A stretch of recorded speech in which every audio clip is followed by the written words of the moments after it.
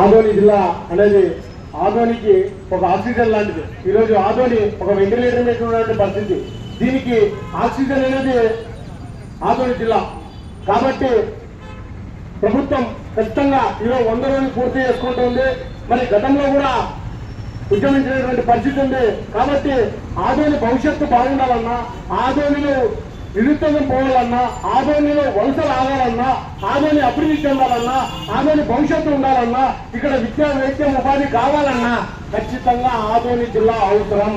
కాబట్టి ఆదోని నియోజకవర్గంలో ఉన్నటువంటి ప్రజలు, అలాగే ఆదోని డివిజన్ ప్రాంతంలో ఉన్నటువంటి మంత్రాలయం నియోజకవర్గం అయితేనేమి, ఆలూరు నియోజకవర్గం అయితేనేమి, ఎంఏ నియోజకవర్గం అయితేనేమి, పచ్చకొండ నియోజకవర్గం అయితేనేమి, ఈ అన్ని 4 నియోజకవర్గాలు కూడా ప్రజలు కూడా భవిష్యత్తు ఉండాలన్నా, అన్ని రకాల్లో మనం అభివృద్ధి చెందాలంటే ఖచ్చితంగా మనం జిల్లా కోసం సాధించాలా.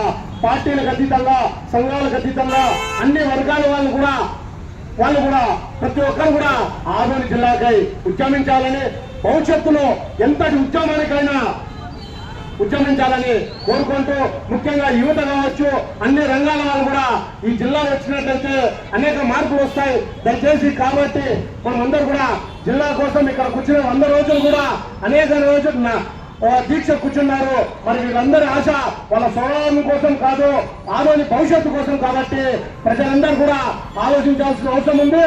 ఆదోని జిల్లా కోసం ఎంత స్థాయికైనా, ప్రాణ త్యాగాలకైనా ఎదగాలని తెలియజేసుకుంటూ నాకు ఈ అవకాశం ఇచ్చినటువంటి ప్రజలందరూ కూడా నమస్కారం తెలియజేసుకుంటూ జై ఆదోని జిల్లా, జై ఆదోని జిల్లా.